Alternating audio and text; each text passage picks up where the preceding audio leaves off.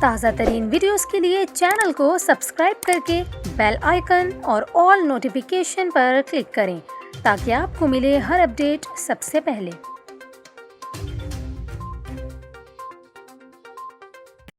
اور ابھی آپ کو بتائیں، محکمہ موسمیات نے کراچی میں 2 جولائی سے تیز بارش کا امکان ظاہر کیا ہے۔ چیف میٹرولوجسٹ سردار سرفراز نے میڈیا سے گفتگو میں بتایا کہ کراچی میں آج اور کل مطلع جزوی ابرآلود رہنے اور صبح اور رات ہلکی بارش کا امکان ہے۔ سردار سرفراز کے مطابق مونسون کے پہلے اسپیل کی شدت سندھ میں زیادہ رہے گی، البتہ کراچی میں 2 جولائی کی شام یا رات سے وقفے سے تیز بارش کا امکان ہے، جبکہ بارش سے قبل آندھی بھی چل سکتی ہے، جس دوران ہوا کی رفتار 81 کلومیٹر فی گھنٹہ تک ہو سکتی ہے۔ چیف میٹرولوجسٹ کا کہنا تھا کہ اگر مونسون سسٹم کراچی کو چھوتا ہوا گزرا تو 50 سے 70 ملی میٹر بارش متوقع ہے، جبکہ مونسون سسٹم کا مرکز اگر کراچی سے گزرا تو 100 ملی میٹر سے زائد بارش ہو سکتی ہے، جس سے اربن فلڈنگ کا خطرہ ہے۔ چیف میٹرولوجسٹ نے ماہی گیروں کو 3 سے 5 جولائی کے دوران طغیانی کے باعث سمندر میں نہ جانے کی ہدایت جاری کی ہے۔